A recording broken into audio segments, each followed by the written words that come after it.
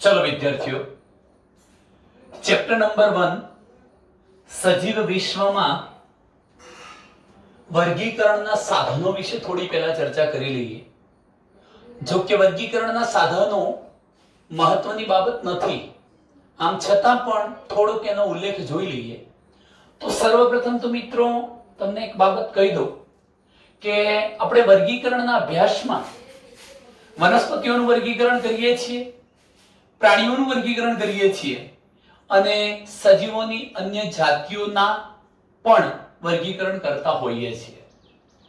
તો ટૂંકમાં આવો વર્ગીકરણીય અભ્યાસ કરીને આપણે આ વર્ગીકરણીય અભ્યાસને અથવા સજીવોને કયા કયા ક્ષેત્રોમાં ઉપયોગ કરી શકીએ છીએ. ફરી કહું છું કે વનસ્પતિઓ, પ્રાણીઓ અને અન્ય સજીવોની જે વિવિધ જાતિઓ છે એ જાતિઓનો આપણે વર્ગીકરણીય અભ્યાસ કરીએ છીએ. તો આ વર્ગીકરણીય અભ્યાસ આપણને કયા ક્ષેત્રમાં ઉપયોગી બને છે? આ એક ટૂંકો પ્રશ્ન છે મિત્રો. તો આપણે એવું કહી શકીએ કે કૃષિ છે, કૃષિ ક્ષેત્ર એટલે તમે જાણો છો કે ખેત ઉત્પાદન ક્ષેત્ર. મિત્રો એના પછી આપણે કહીએ વન વિદ્યા એટલે જંગલમાં એક ચોક્કસ પ્રકારની વનસ્પતિઓનો ઉછેર કરવો હોય, જતન કરવું હોય, જૈવ વિવિધતાની જાળવણી કરવી હોય. ઔદ્યોગિક ક્ષેત્રે આપણે કોઈ એવો વિકાસ કરવો છે. તેમજ મિત્રો એવું કહી શકાય કે આ સૃષ્ટિ પર રહેલા જ્યાં જ્યાં જૈવિક સ્ત્રોતો છે, જૈવિક સ્ત્રોતો એટલે આપણને સજીવો પ્રાપ્ત થવાના છે એવી જગ્યાઓ, જેમ કે સમુદ્ર હોય, નદી હોય, તળાવ હોય, સ્થળીય વસવાટ હોય, આવા વસવાટોમાંથી આપણને અનેક જાતિના સજીવો પ્રાપ્ત થાય છે જેને આપણે જૈવિક સ્ત્રોતો કહીશું. તો આવા જૈવિક સ્ત્રોતોની જાળવણી માટે અને બાયોડાયવર્સિટી એટલે જૈવ વિવિધતાની જાળવણી, જુદી જુદી જાતિઓના સજીવોને આપણે જાળવી રાખીએ, એમના પ્રત્યેનો આદર ભાવ જગાડીએ, એમનું કોઈ પણ સંજોગોમાં જતન કરીએ. આ બધી જ બાબતોમાં આપણે વર્ગીકરણીય અભ્યાસનો ઉપયોગ કરીએ છીએ. તો મિત્રો આ એક મુદ્દાને આપણે નોંધીએ છીએ કે વનસ્પતિઓ,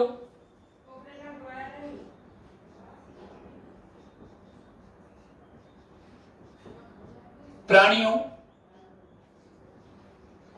અને અન્ય જાતિ એટલે બીજી બધી જે જાતિઓ છે, અન્ય જાતિઓના સજીવોના અથવા સજીવોનો વર્ગીકરણીય અભ્યાસ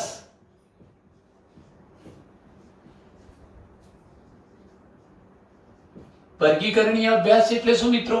તો તમે વનસ્પતિઓ, પ્રાણીઓ અને અન્ય જાતિના સજીવોનું વર્ગીકરણ કરો છો, એનું વર્ણન તૈયાર કરો છો, એને શું કહેવાશે? વર્ગીકરણીય અભ્યાસ. તો આવો વર્ગીકરણીય અભ્યાસ કરવાથી આપણે આ અભ્યાસનો ઉપયોગ કયા કયા ક્ષેત્રોમાં કરી શકીએ? તો મેં તમને કહ્યું એમ કૃષિ, વન વિદ્યા, જેનો ઉપયોગ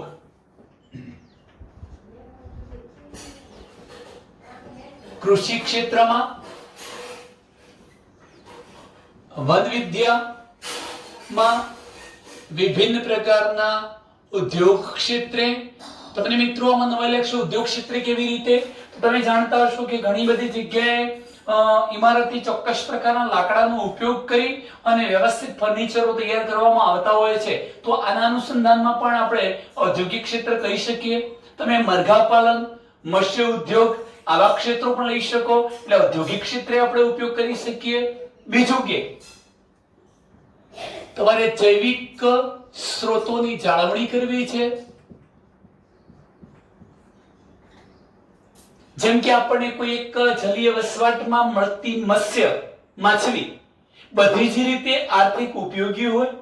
માની લો કે એનો દવા તરીકે પણ ઉપયોગ થતો હોય, તો સ્વાભાવિક છે કે એ મત્સ્યનો ઉછેર થાય એ હેતુસર આપણે એ જલીય વસવાટને કોઈ પણ પ્રકારનું નુકસાન ન થાય તેવો પ્રયત્ન કરીશું. તો આ બાબતને કહેવાય જૈવ સ્ત્રોતોની જાળવણી કરવામાં. તેમજ જૈવ વિવિધતાની જાળવણીમાં, જૈવ વિવિધતા બાયોડાયવર્સિટી, જૈવ વિવિધતાની જાળવણી માટે થાય છે એવું કહી શકાય. આ પ્રથમ પોઈન્ટ થયો. તો ટૂંકમાં મિત્રો વનસ્પતિઓ, પ્રાણીઓ અને અન્ય જાતિના સજીવોનો જે આપણે વર્ગીકરણીય અભ્યાસ કરીએ છીએ એ વર્ગીકરણીય અભ્યાસનો ઉપયોગ આપણે કયા કયા ક્ષેત્રે કરી શકીએ છીએ? કૃષિ ક્ષેત્રે, વનવિદ્યા ક્ષેત્રે, ઉદ્યોગ ક્ષેત્રે, જૈવિક સ્ત્રોતોની જાળવણીમાં, જૈવ વિવિધતાની જાળવણી માટે કરી શકીએ. હવે મિત્રો, વર્ગીકરણીય અભ્યાસ કરવો હોય એટલે કોઈ પણ સજીવનું વર્ગીકરણ કરીને એને ચોક્કસ પ્રકારના નાના મોટા જૂથમાં મૂકવું હોય તો, એટલે કે વર્ગીકરણીય અભ્યાસ કરવા માટે સજીવનું સાચું વર્ગીકરણ અને સાચી ઓળખ વિધિ કરવી પડે. કેમ?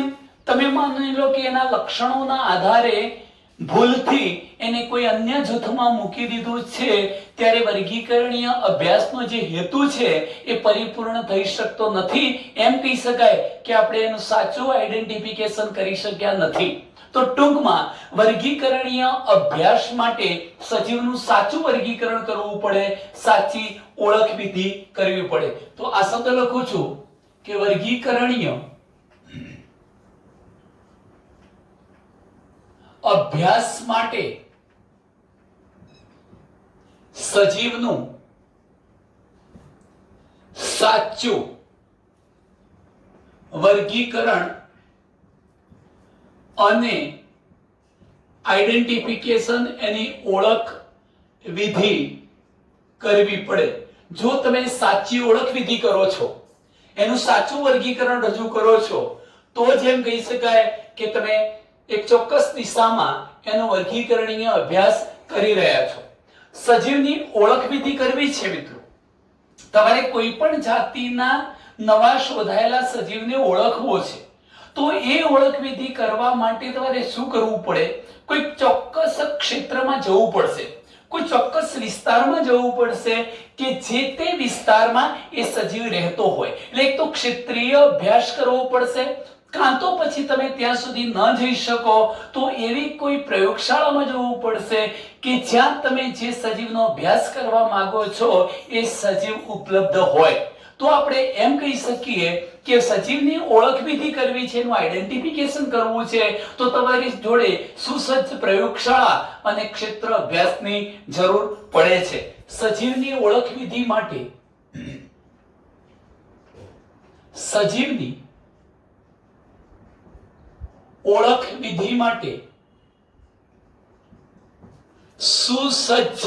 સુસજ્જનો મતલબ બધી જ સગવડોયુક્ત સાધન સામગ્રી મળી શકતી હોય, ત્યાં તમને વનસ્પતિ, પ્રાણીઓના, અન્ય સજીવોના નમૂના ઉપલબ્ધ હોય. આવી સુસજ્જ પ્રયોગશાળા ની પણ જરૂર પડે અને ક્ષેત્ર અભ્યાસની પણ જરૂરિયાત રહે છે. ક્ષેત્ર અભ્યાસની જરૂર પડે છે. ચાલો મિત્રો, ત્યાર પછીના મુદ્દાની આપણે ચર્ચા કરીએ. તમારે વર્ગીકરણીય અભ્યાસ કરવો છે, એનો મતલબ કે કોઈ પણ સજીવનું વર્ગીકરણ કરવું છે. જો હવે વર્ગીકરણ કરવું હોય તો તમારી જોડે એ ચોક્કસ પ્રકારના સજીવનો નમૂનો કાં તો એ જીવંત સજીવ હોવું તો જોઈએ ને. તો એના માટે આપણે શું કરીએ છીએ? તો વર્ગીકરણીય અભ્યાસનો મુખ્ય સ્ત્રોત કોણ છે?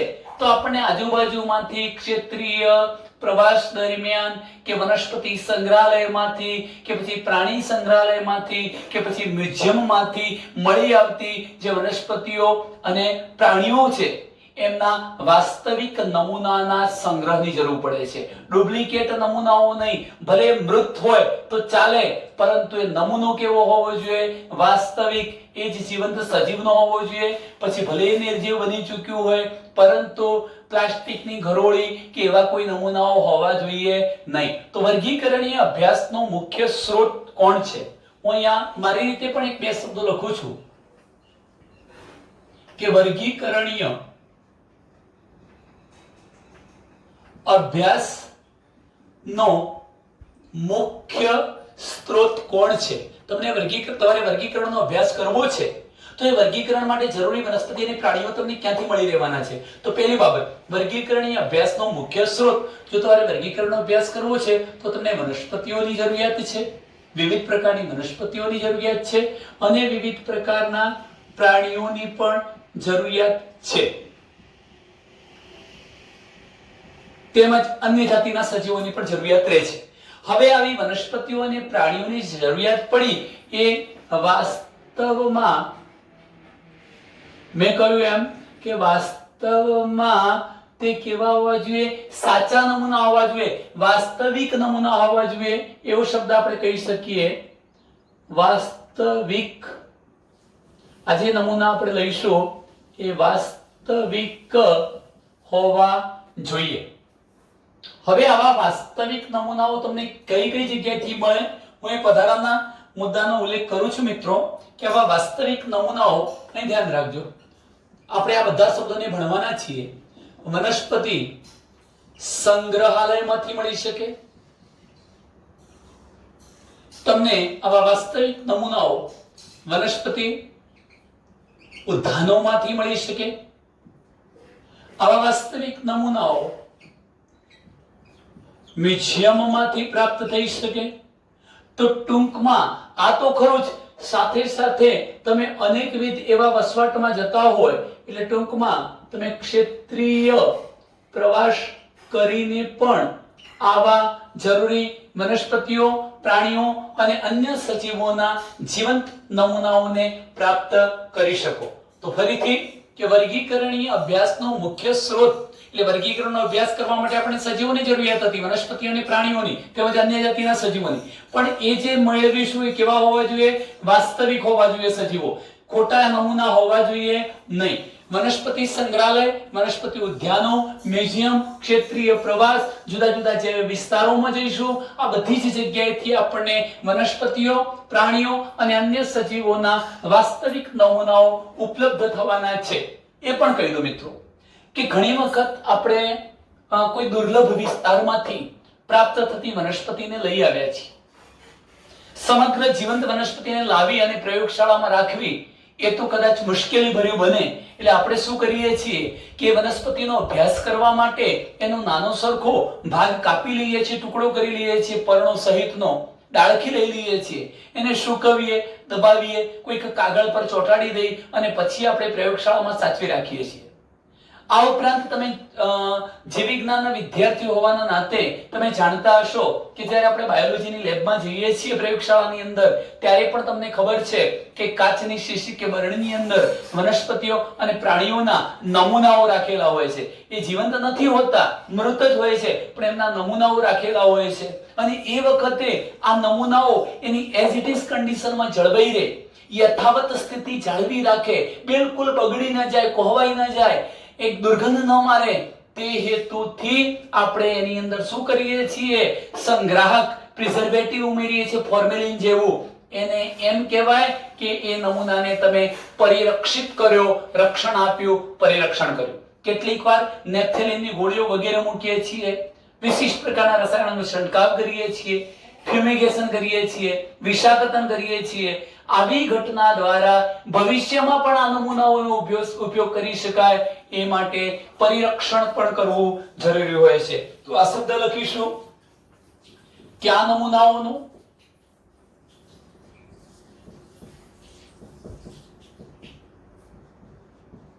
ભવિષ્યમાં પણ ઉપયોગ કરી શકાય.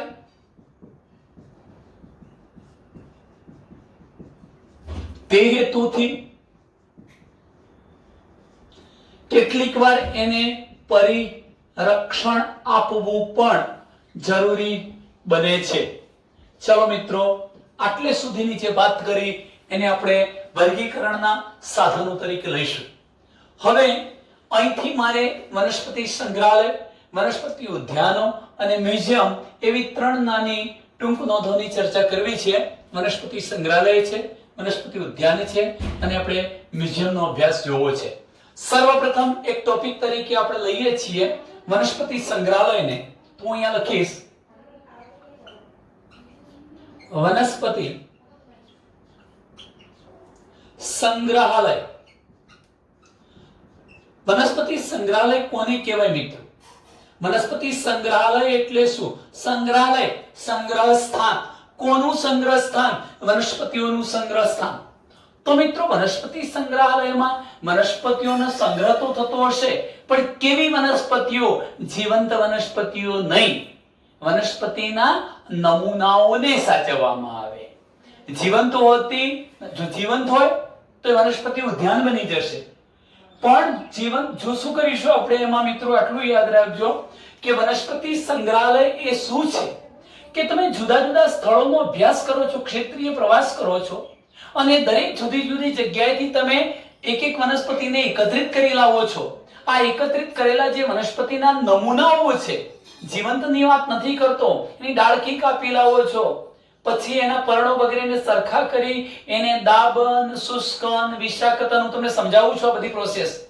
આવું બધું કરીને જે તે વનસ્પતિનો તમે નમૂનો સૂકવીને બાયોલોજી લેબમાં કે પછી અન્ય ઉચ્ચ સંસ્થાનોમાં, શૈક્ષણિક સંસ્થાઓમાં આપણે એને સાચવી રાખીએ છીએ. આવા સંગ્રહ સ્થાનને શું કહેવાય? વનસ્પતિ સંગ્રહાલય. તો એકવાર વ્યાખ્યા ફરીથી કહી દઉં છું કે વનસ્પતિ સંગ્રહાલય એ વિવિધ સ્થળોએથી એકત્રિત કરેલા વનસ્પતિના નમૂનાઓનું સંગ્રહ સ્થાન છે. ચલો, વનસ્પતિ સંગ્રહાલય શું છે? વિવિધ સ્થળોએથી અથવા વિવિધ સ્થાનોએથી એકત્રિત કરેલા વનસ્પતિના નમૂનાઓનું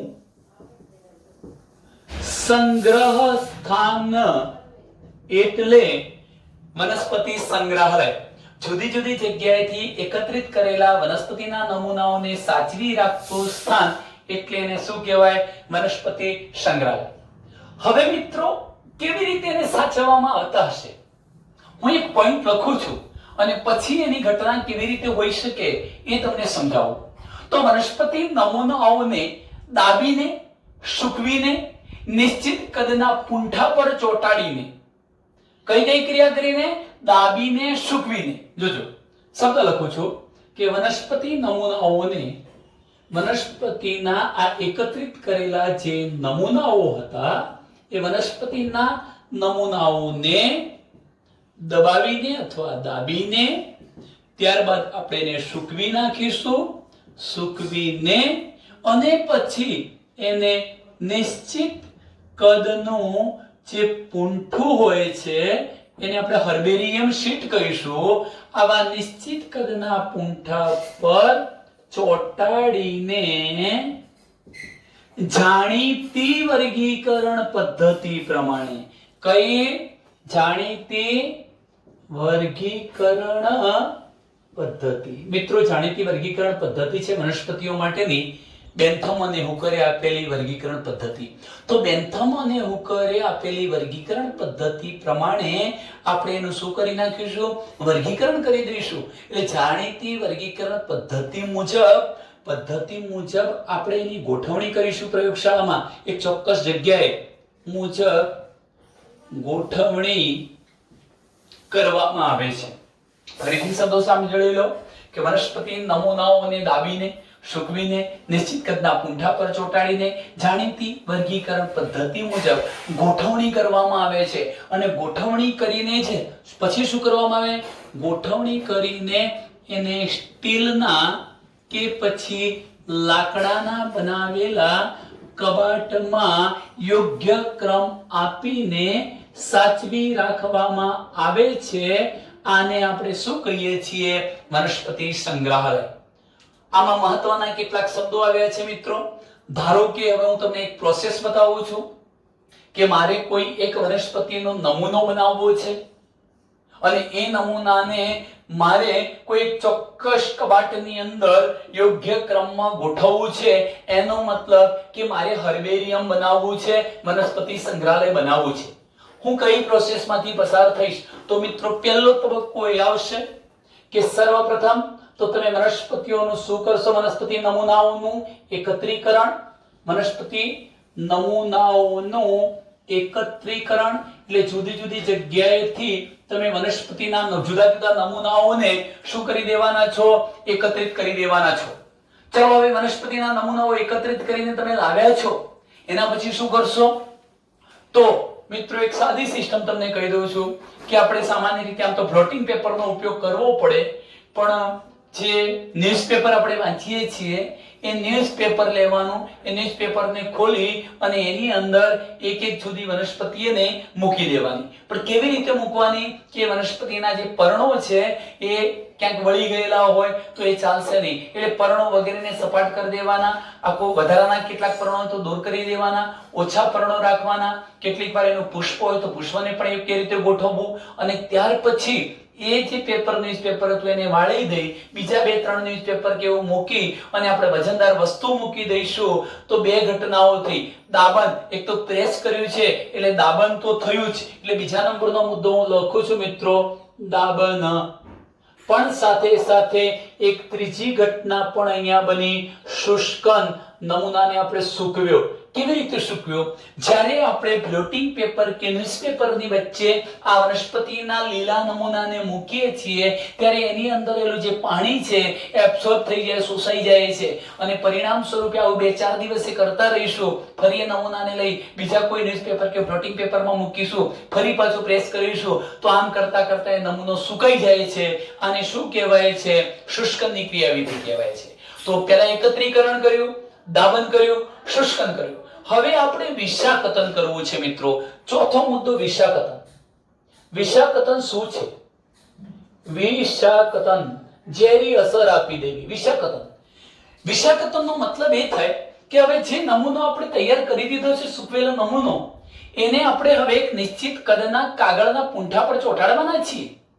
પણ એ ચોંટાડીએ પહેલા મિત્રો ભવિષ્યના ઉપયોગ માટે આપણે લાંબા સમય માટે એને સાચવવા માંગીએ છીએ. આ નમૂનો બગડી ન જાય, એને ફૂગ વગેરેનો ચેપ ન લાગી જાય, એટલા માટે એ સૂકવેલા વનસ્પતિના નમૂના પર આપણે વિશિષ્ટ પ્રકારના રસાયણોનો છંટકાવ કરીએ છીએ. આ ઘટનાને શું કહેવાય? વિષાકતન તરીકે ઓળખવામાં આવે. તો ચાલો મિત્રો, વિષાકતન કરી દીધું. હવે શું કરવું? પાંચમો મુદ્દો હું લખું છું મિત્રો અહીંયા, આરોપણ. ગ્રાફ્ટિંગ કરવું, આરોપણ કરવું. આરોપણ કરવું એટલે શું એ પણ તમને સમજાવું. તો આરોપણની પ્રક્રિયા શું છે? તમે એક નિશ્ચિત કદના પૂંઠાને લો છો. આ નિશ્ચિત કદના પૂંઠા પર વનસ્પતિના નમૂનાને ચોંટાડવો. આ ઘટનાને આપણે શું કહીશું? આરોપણ. ચોંટાડવા માટે આપણે શું કરતા હોઈએ છીએ? તો સામાન્ય રીતે આપણે સેલોટેપનો ઉપયોગ કરી શકીએ, ફેવિકોલનો ઉપયોગ કરી શકીએ, દોરાના ટાંકા લઈ પાછળની બાજુ બાંધી દઈ શકીએ. હવે મિત્રો તમે એક બાબત વિચારો કે ધારો કે આપણી જોડે આ પ્રકારનું એક હર્બેરિયમ પત્ર છે, એટલે કે આ સફેદ રંગનું જાડું પૂંઠું છે. અહીંયા એ પણ તમને કહી દઉં કે જમણી બાજુએ નીચે નામ નિર્દેશન માટેનું કોલમ આપેલું હોય. હવે તમારે શું કરવું છે? તો તમે જે વનસ્પતિનો નમૂનો લીધો હતો એ જેમ કે આ છે મિત્રો, આ વનસ્પતિનો નમૂનો છે. આ પ્રકારનો વનસ્પતિનો નમૂનો હતો, સૂકવેલો નમૂનો છે. આ સૂકવેલા નમૂનાને આપણે ચોંટાડવો છે. શાના પર ચોંટાડવું? ઘણી વખત તો જો પુષ્પ હોય તો પુષ્પનું સ્થાન પણ ટકી રહે એ બાબત, પુષ્પનું જ્યાં એનું એક્ઝેક્ટ સ્થાન હતું એના સ્થાનની પણ જાળવણી થાય તે હેતુથી આપણે શું કરીએ છીએ? આ નમૂનાને લઈ પાછળની બાજુ ફેવિકોલ મારી દેવાનું, કાં તો અહીંયા તમે દોરાના ટાંકા લઈ શકો સ્થાન જાળવણી માટે. અને આ રીતે તમે આવા વનસ્પતિના નમૂનાને ક્યાં ચોંટાડી દો છો? હર્બેરિયમ શીટ પર. આ ઘટનાને શું કહેવાય છે? આરોપણ, ગ્રાફ્ટિંગ પ્રક્રિયા તરીકે ઓળખવામાં આવે છે. ચલો આ ઘટના પછીની વાત કરું મિત્રો, તો તમે જોઈ શકો છો દાબન જોઈ લીધું, શુષ્કન જોયું, વિષાકતન જોયું. આરોપણની ઘટના સુધીના આપણે મુખ્ય તબક્કાઓ પૂરા કરી દીધા. હવે આપણે શું કરીએ છીએ? આ જે નમૂનો હતો એનું નામ નિર્દેશન, અહીંયા નામકરણ પણ કરી દઈએ છીએ. એટલે ત્યાર પછીનું છઠ્ઠું સ્ટેપ આવે છે, નામ નિર્દેશન કરીએ છીએ. શું કરીશું? છઠ્ઠો તબક્કો નામ નિર્દેશન કરવામાં આવે છે. આખી આ પ્રોસેસ દ્વારા આપણે આ પ્રકારની હર્બેરિયમ શીટ તૈયાર કરી શકીએ, વનસ્પતિનો નમૂનો તૈયાર કરી શકીએ. હવે મિત્રો જે બાબત મહત્વની છે તમે જુઓ કે આ હર્બેરિયમ પત્રમાં અથવા સફેદ જાડા પૂંઠા પર જમણી બાજુએ નીચે એક ખાનું આપેલું હોય છે. એ ખાનાની અંદર તમે કઈ કઈ વિગત લખી શકો તો હર્બેરિયમ શીટ પર જમણી બાજુએ નામ નિર્દેશન માટેનું લખાણ આપેલું હોય છે. આ નામ નિર્દેશન કરવા માટેનું તો હું એ શબ્દ લખું છું, હર્બેરિયમ શીટ પર જમણી બાજુએ નામ નિર્દેશન માટેની જગ્યા આપેલી હોય છે, નામ નિર્દેશન માટેનું સ્થાન આપેલું હોય છે, નામ નિર્દેશન કરી શકાય એ માટેનું લખાણ, નામ નિર્દેશન માટે લખાણ કરી શકાય તેવી જગ્યા હોય છે. હવે આ જે નામ નિર્દેશન કરવા માટેનું લખાણ છે ત્યાં આપણે શું શું લખી શકીએ, કઈ કઈ બાબતોનો ઉલ્લેખ કરી શકીએ છીએ મિત્રો? તો અહીંયા એક તો વનસ્પતિનું વૈજ્ઞાનિક નામ લખી શકીએ. એમાં શું નોંધવાનું હોય છે? વનસ્પતિનું વૈજ્ઞાનિક નામ. તમે વનસ્પતિનું પ્રચલિત નામ પણ લખી શકો, વનસ્પતિના કુળને લખી શકો, કુળનો ઉલ્લેખ કરી શકો. ત્યાર પછી તમે આ નમૂનાને કઈ તારીખે મેળવ્યો તો મેળવ્યા તારીખ લખી શકો, કઈ જગ્યાએથી મેળવ્યો તો એ પણ લખી શકો. મેં આટલા મુદ્દા અને કઈ જગ્યાએથી મેળવ્યો તો એટલે કે પ્રાપ્તિ સ્થાન પણ લખી શકાય, પ્રાપ્તિ સ્થાન નોંધી શકો. એને આપણે ક્રમ પણ આપવો છે, પણ આટલા મુદ્દાને મહત્વ આપવાનું. વનસ્પતિનું વૈજ્ઞાનિક નામ લખી શકાય, કુળ લખવામાં આવે છે, પ્રચલિત નામ, પ્રાપ્તિ સ્થાન, મેળવ્યા તારીખ. એટલું જ નહીં મિત્રો, એકત્રિત કરનાર કોણે કલેક્ટ કરી છે આ વનસ્પતિને, ક્યાંથી કરી છે, કોણે મેળવી છે, એટલે એકત્રિત કરનારનું પણ તમે નામ લખી શકો. એકત્રિત કરનાર વ્યક્તિનું કે વિદ્યાર્થીનું નામ પણ તમે લખી શકો. અને છેલ્લે તમે એને ક્રમ આપી દો.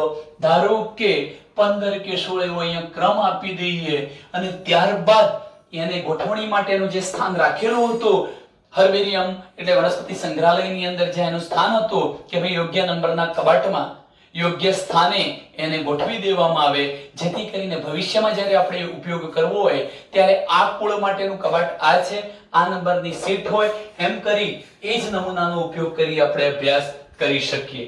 તો મિત્રો આટલે સુધીની અહીંયા જે મેં વાત કરી છે એ છે વનસ્પતિ સંગ્રહાલયની.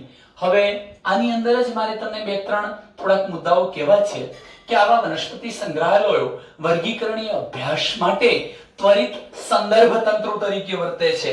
આવા વનસ્પતિ સંગ્રહાલયો વર્ગીકરણીય અભ્યાસ માટેના ત્વરિત સંદર્ભ તંત્રો તરીકે વર્તે છે. એનો મતલબ એ થાય કે તમારે તાત્કાલિક જે તે વનસ્પતિનો અભ્યાસ કરવો છે, તમે જે તે ક્ષેત્રમાં જઈ શકતા નથી, ત્યારે તમે યોગ્ય વનસ્પતિ સંગ્રહાલયમાં જાઓ અને ત્યાંથી તરત જ એને એ નમૂનાને બહાર ખેંચી લઈ તમે સરળતાથી વર્ગીકરણીય અભ્યાસ કરી શકો.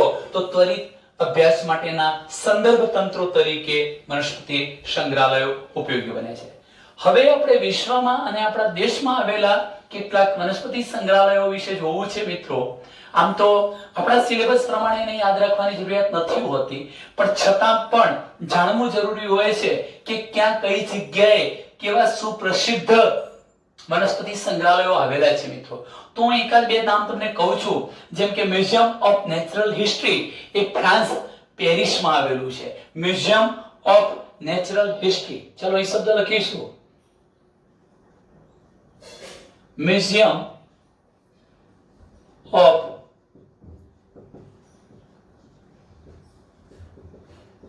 Natural history. પેલો યાદ રાખજો, તમને મિત્રો આમ તો મ્યુઝિયમ લાગશે, પણ હકીકતમાં નામ એવું આપેલું છે મ્યુઝિયમ ઓફ નેચરલ હિસ્ટ્રી નામનું વનસ્પતિ સંગ્રહાલય ફ્રાન્સના પેરિસમાં આવેલું છે. Paris, France. આ એક શબ્દ યાદ રાખજો. ચલો ત્યાર પછી એવા જ વનસ્પતિ સંગ્રહાલયની આપણે વાત કરવી છે તો British Museum of Royal Botanical garden. યાદ રાખજો મિત્રો, હું આ વાતની વાત કરું છું કે British Museum of Royal Botanical Garden Kew શહેર ઇંગ્લેન્ડમાં આવેલું છે. સેન્ટ્રલ નેશનલ હર્બેરિયમ કોલકાતાની અંદર આવેલું છે. તો આપણે એવા બે ત્રણ નામ લખી દઈએ. British Museum of Royal Botanical garden, British Museum of Royal Botanical garden. મિત્રો આમ તો તમને બોટનિકલ ગાર્ડન એટલે વનસ્પતિ ઉદ્યાન લાગતું હશે, પણ એવા દુનિયાના ઘણા બધા વનસ્પતિ ઉદ્યાનો છે કે જેની અંદર વનસ્પતિ સંગ્રહાલયો પણ સ્થાપિત કરવામાં આવ્યા છે અને ત્યાં અન્ય સજીવોના નમૂનાઓ, અશ્મિઓ વગેરેની પણ જાળવણી છે. માટે British Museum of Royal Botanical garden એવું નામ આપ્યું છે અને એ ઇંગ્લેન્ડના ક્યુ શહેરમાં આવેલો છે. ક્યુ શહેર, ઇંગ્લેન્ડ. ચલો ત્યાર પછી હમણાં જ મેં વાત કરી સેન્ટ્રલ નેશનલ હર્બેરિયમ આપણા ભારત દેશના કોલકાતામાં આવેલું છે.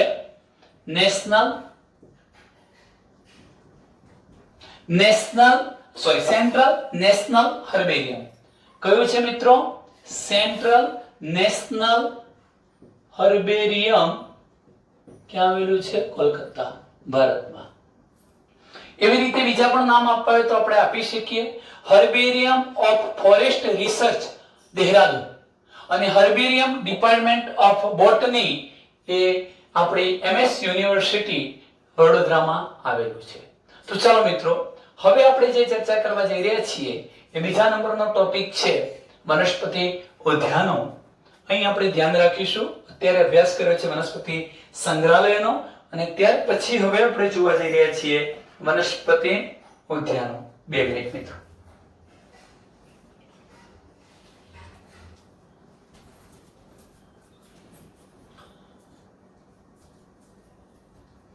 વનસ્પતિ સંગ્રહાલય અને વનસ્પતિ ઉદ્યાન વચ્ચેનો એક નાનકડો ફેર એ છે કે વનસ્પતિ સંગ્રહાલયોમાં આપણે વનસ્પતિઓના નમૂનાઓને સાચવીએ છીએ, જ્યારે વનસ્પતિ સંગ્રહાલયમાં આપણે વિવિધ સ્થળોએથી લાવવામાં આવેલા નાના છોડ હોય, ક્ષુપ હોય, વૃક્ષ હોય કે આરોહી વનસ્પતિઓ હોય એને જીવંત સ્થિતિમાં ઉછેરીએ છીએ.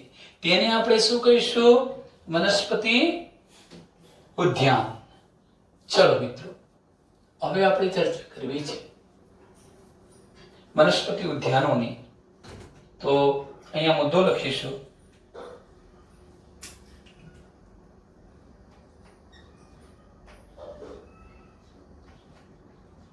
વનસ્પતિ ઉદ્યાન.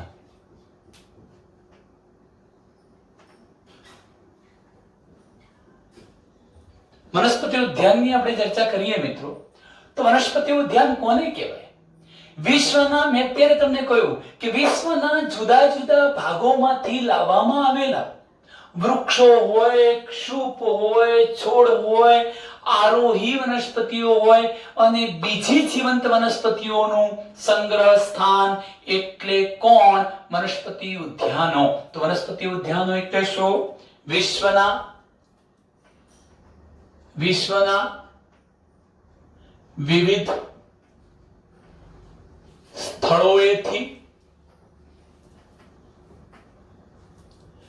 લાવવામાં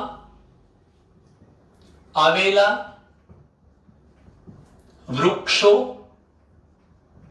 ક્ષુપ અથવા ક્ષુપો, છોડ, જુદા જુદા છોડ, જુદી જુદી આરોહી વેલા સ્વરૂપની વનસ્પતિઓ અને અન્ય જીવંત વનસ્પતિઓનું સંગ્રહ સ્થાન એટલે કોણ? વનસ્પતિ ઉદ્યાન. તો વિશ્વના જુદા જુદા સ્થળોએથી લાવવામાં આવેલા વૃક્ષો, ક્ષુપ, છોડ, આરોહી વનસ્પતિઓ કે અન્ય જીવંત વનસ્પતિઓનું સાચવતું સ્થાન, સંગ્રહ કરતું સ્થાન એટલે આપણે એને શું કહીશું? વનસ્પતિ ઉદ્યાન. ચલો, ઓળખ વિધિના હેતુ માટે આ ઉદ્યાનોમાં વનસ્પતિની જાતિઓ ઉછેરેલી હોય છે. એનો મતલબ શું થયો કે તમે જુદી જુદી જગ્યાએથી વૃક્ષોને લાવ્યા છો, ક્ષુપને, છોડને, આરોહી વનસ્પતિને અને અન્ય જીવંત વનસ્પતિઓને લાવી ઉછેરી છે. તો એનો મતલબ એ થયો કે આ બધાને શા માટે લાવીને ઉછેરવામાં આવ્યા છે? તો સામાન્ય વ્યક્તિ એને ઝડપથી ઓળખી શકે એટલા માટે, એટલે આપણે શબ્દ લખી શકીએ ઓળખ વિધિના હેતુ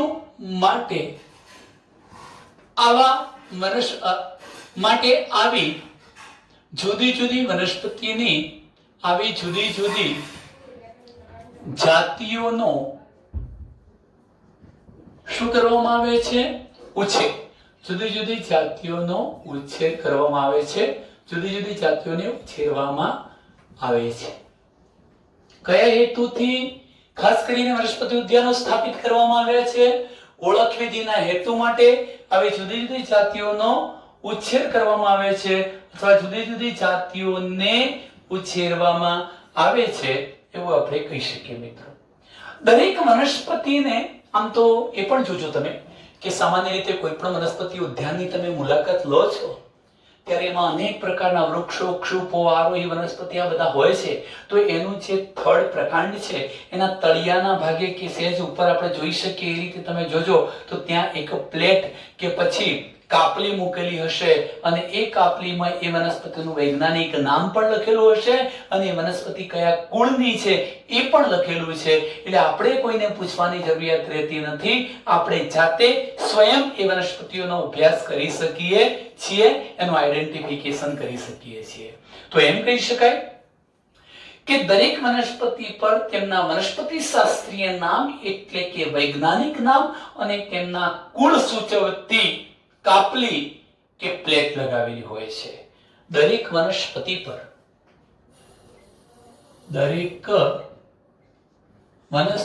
પર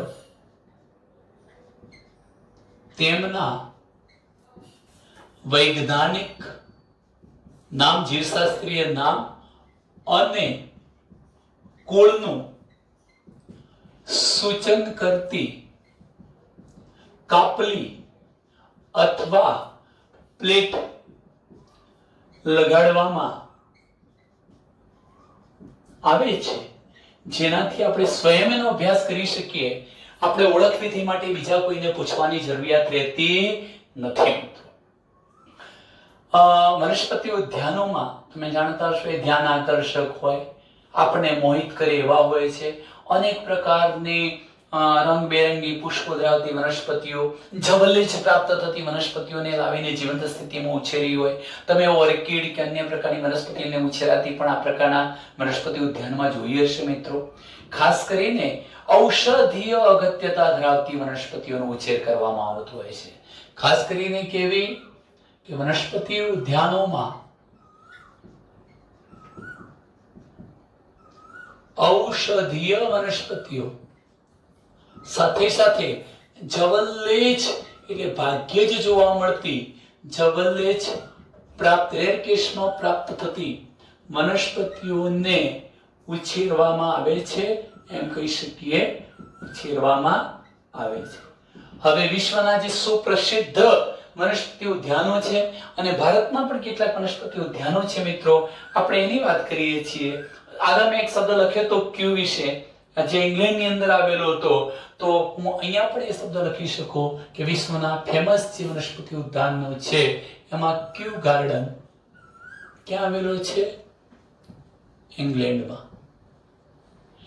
ક્યુ ગાર્ડન, ક્યુ નામનો વનસ્પતિ ઉદ્યાન ક્યાં આવેલો છે? ઇંગ્લેન્ડની અંદર.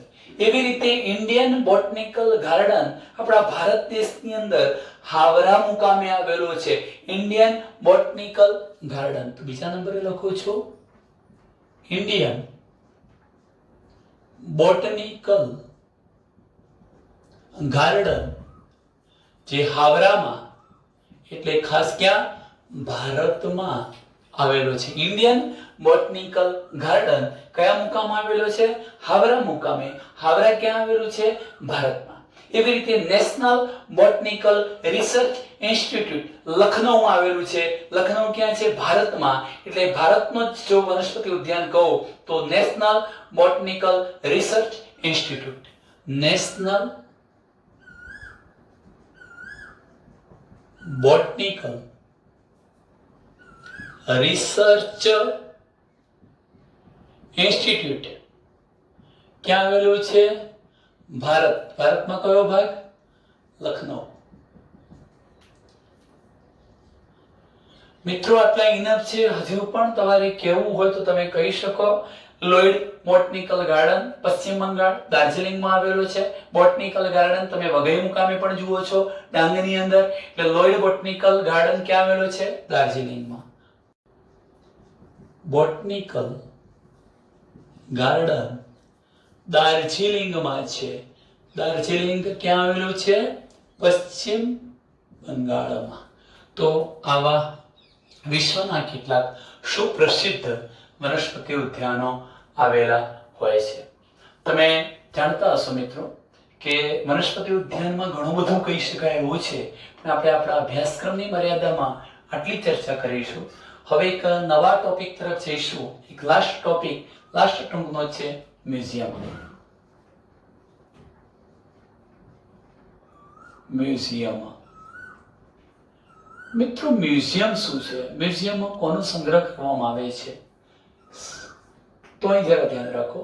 પહેલા તો તમને એ કહી દઉં કે ખાસ કરીને મ્યુઝિયમ છે એ ક્યાં સ્થાપિત કરવામાં આવે છે? તો શાળા મહાશાળાઓમાં. શાળા અને મહાશાળા એટલે શાળા અને કોલેજોમાં મ્યુઝિયમ સ્થાપવામાં આવે છે, બનાવવામાં આવે છે. મ્યુઝિયમ કઈ જગ્યાએ બનાવવામાં આવેલા હોય છે? ખાસ કરીને શાળા અને કોલેજોમાં. પણ એ પણ યાદ રાખો કે શાળા કોલેજોમાં જે મ્યુઝિયમ છે એ થોડાક ઓછા સમૃદ્ધ હોય છે, ઓછા સમૃદ્ધ. અને યુનિવર્સિટીમાં જે મ્યુઝિયમ સ્થાપવામાં આવે છે એ વધુ સમૃદ્ધ હોય છે. શું મતલબ થાય? પહેલા હું સર્વપ્રથમ તમને કહી દઉં મ્યુઝિયમ કોને કહેવાય મિત્રો. જોજો, તમે વનસ્પતિના નમૂનાઓને સાચવી રાખો છો, તમે પ્રાણીઓના નમૂનાઓને સાચવી રાખો છો, પ્રાણીઓના મૃતદેહોને સાચવી રાખો છો, કીટકો વગેરે મૃત્યુ પામેલા હોય તો એ કીટકોને સાચવી રાખો છો, તમે પ્રાણીઓના કંકાલ તંત્ર એટલે જડબાના, હાથ પગના આ બધાના હાડકાઓનો કંકાલનો સંગ્રહ કરી શકો છો, તમે કેટલાક પ્રાણીઓના અશ્મિઓનો સંગ્રહ કરો છો. આ બધાનું સંગ્રહ સ્થાન એટલે એને શું કહેવાય? મ્યુઝિયમ. ટૂંકમાં આપણી શાળા કોલેજોની અંદર પણ આપણે જોઈએ છે વનસ્પતિ પ્રાણીઓના મૃતદેહો, નમૂનાઓ, દેડકા વગેરેના કંકાલ વગેરેને સાચવી રાખીએ છીએ. એટલે શાળા અને કોલેજોમાં અભ્યાસ અર્થે મ્યુઝિયમ સ્થાપવામાં આવેલા હોય છે. સાથે સાથે ત્યાં આવેલા જે મ્યુઝિયમ હતા ઓછા સમૃદ્ધ, એટલે એની અંદર જે પ્રોપર્ટી આવેલી છે, જે નમૂનાઓ છે વનસ્પતિ પ્રાણીઓના, કંકાલ તંત્ર, હાડકા, અશ્મિઓ, એ ઓછી માત્રામાં છે. વધુ સજીવોના નથી, ઓછા જૂજ પ્રમાણમાં, અલ્પ પ્રમાણમાં, જૂજની અલ્પ પ્રમાણમાં હોય છે. પરંતુ યુનિવર્સિટી મ્યુઝિયમ વધુ સમૃદ્ધ હોય છે. એનો મતલબ કે યુનિવર્સિટીઓની અંદર અનેક જાતિની વનસ્પતિઓ, પ્રાણીઓ, અન્ય સજીવોના કંકાલ તંત્રો, વનસ્પતિના નમૂનાઓ, પ્રાણીઓના મૃતદેહો, અશ્મિઓ આ બધાને સાચવી રાખવા માટેના સમૃદ્ધ મ્યુઝિયમ આવેલા જોવા મળે છે. તો હું એમ કહી શકું કે જીવશાસ્ત્રીય સંગ્રહ સ્થાનો અથવા મ્યુઝિયમ સામાન્ય રીતે શાળા અને કોલેજ જેવી શૈક્ષણિક સંસ્થાઓમાં સ્થાપિત કરવામાં આવે છે. મ્યુઝિયમમાં સાચવેલ વનસ્પતિઓ, પ્રાણીઓ, અશ્મિઓના નમૂનાઓને એકત્રિત કરીને અભ્યાસ અને સંદર્ભ માટે સંગ્રહ કરવામાં આવે છે. કોનો સંગ્રહ કરવામાં આવે છે? મ્યુઝિયમમાં વનસ્પતિના નમૂનાઓ, પ્રાણીઓના નમૂનાઓ,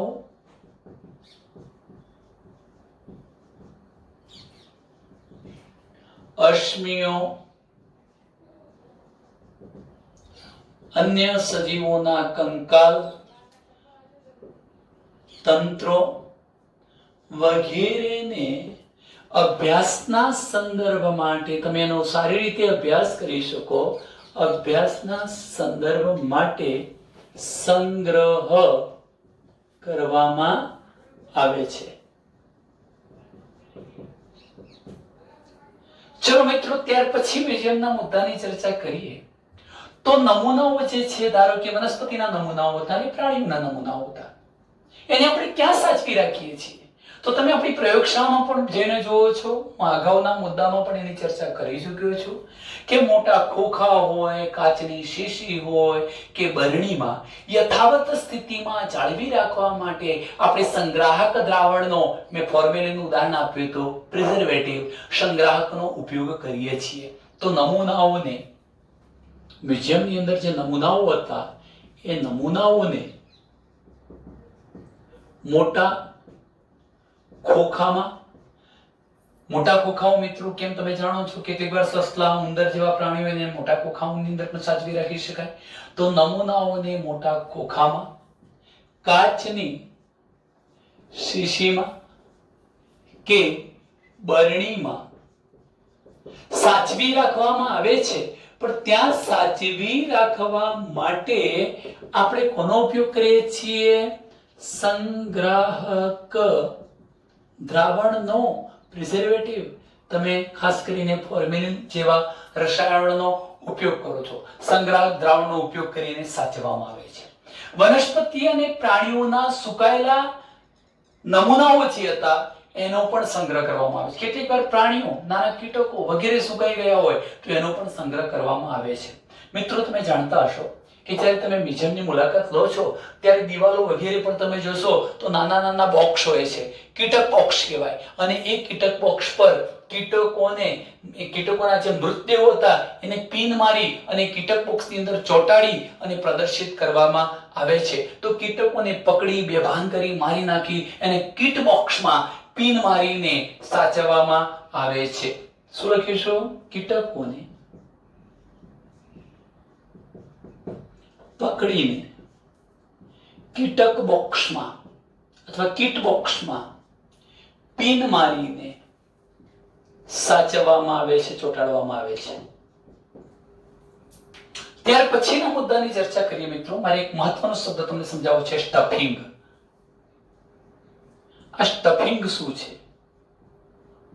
સ્ટફિંગ પદ્ધતિ શું છે? તમે ઘણી વખત જોજો કે કોઈક પ્રાણીનું મૃત્યુ થાય એટલે એના શરીરની અંદર રહેલી માંસપેશીઓ વગેરેને કાઢી લેવામાં આવે, અંદરથી આખો ભાગ પોલો બનાવી દેવામાં આવે અને ત્યાર પછી અંદર એની રૂહ, પછી ભૂસું, ઘાસચારો, આવું બધું ભરી દેવામાં આવે અને સંગ્રાહક દ્રાવણોનો છંટકાવ કરી દેવામાં આવે, પ્રિઝર્વેટિવનો. એના કારણે એ નમૂનો જાણે કે જીવંત જ હોય એવો આજીવન સચવાયેલો રહે. આ પદ્ધતિને આપણે સ્ટફિંગ પદ્ધતિ કહીએ છીએ. એ કોના માટે હોય છે મિત્રો? ખાસ કરીને મોટું કદ ધરાવતા જે પ્રાણીઓ છે એમને મ્યુઝિયમમાં સાચવી રાખવા માટે સ્ટફિંગ પદ્ધતિમાંથી પસાર થવું પડે છે. તો મૃતદેહોને જુઓ, પક્ષીઓ છે, સસ્તનો જેવા મોટા કદના જે મૃતદેહો હતા એને સ્ટફિંગ કરીને સાચવવામાં આવે છે. કોને કોને? પક્ષીઓ અને સસ્તનો જેવા મોટા કદના સજીવોને સ્ટફિંગ કરીને મ્યુઝિયમની અંદર સાચવવામાં આવે છે.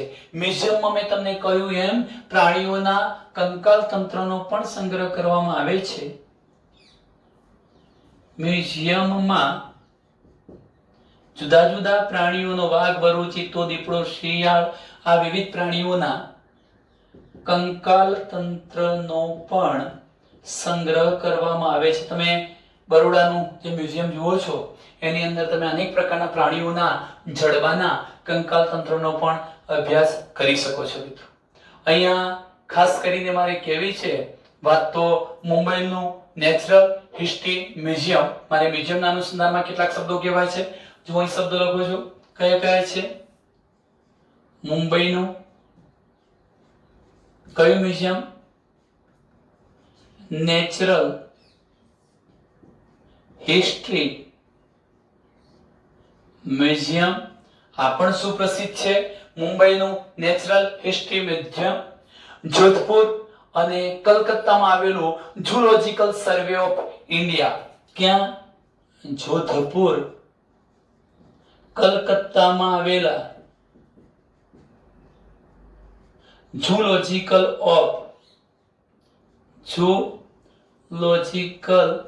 Survey of zoological survey of India નામનું આ જે મ્યુઝિયમ છે એ પણ મિત્રો પ્રસિદ્ધ છે. તમને ખબર હશે ચેન્નઈનું સરકારી મ્યુઝિયમ છે, બરોડાનું મ્યુઝિયમ એ પણ સમૃદ્ધ છે. એટલે ચેન્નઈનું સરકારી મ્યુઝિયમ પણ છે. ચેન્નઈનું સરકારી મ્યુઝિયમ પણ ફેમસ છે એવું કહી શકાય. મિત્રો આપણે આટલે અટકીએ છીએ. અસ્તુ.